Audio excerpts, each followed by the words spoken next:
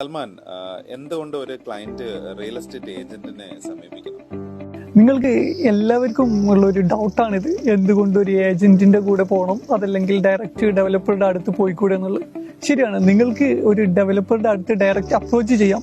പക്ഷെ നിങ്ങൾക്ക് അവിടെ കിട്ടുന്നത് ജസ്റ്റ് ആ ഒരു ഡെവലപ്പറുടെ പ്രൊജക്ട് ഡീറ്റെയിൽസ് മാത്രമാണ്.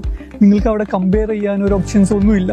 അതേസമയം നിങ്ങളൊരു ഏജന്റിന്റെ കൂടെയാണ് പോകുന്നതെങ്കിൽ ആ ഏജന്റിന് മാർക്കറ്റിലുള്ള different developers, different project based on your requirement, നിങ്ങളുടെ റിക്വയർമെന്റ് അനുസരിച്ചിട്ടുള്ള ഒരുപാട് ഓപ്ഷൻസ് ആ ഏജന്റിന് നിങ്ങൾക്ക് തരാൻ പറ്റും.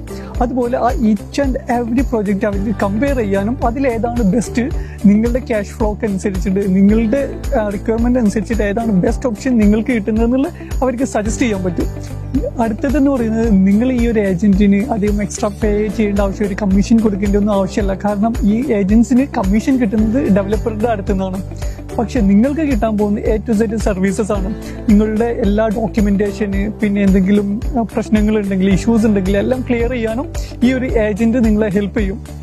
അപ്പോൾ ഏറ്റവും ബെറ്റർ നിങ്ങളൊരു ഏജന്റിന്റെ മുഖേനയാണ് ഡയറക്റ്റ് ഡെവലപ്പറുടെ അപ്രോച്ച് ചെയ്യുകയാണെങ്കിലും ഒരു ഏജന്റിന്റെ കൂടെ പോകുന്നതാണ് ഏറ്റവും ബെസ്റ്റ്. കാരണം നിങ്ങൾക്കാണ് ബെനിഫിറ്റ്. നിങ്ങൾക്ക് ഈ റിയൽ എസ്റ്റേറ്റ് സംബന്ധമായിട്ട് എന്ത് കാര്യങ്ങൾ അറിയണമെന്നുണ്ടെങ്കിലും ജസ്റ്റ് കോൺടാക്ട് ചെയ്യാം.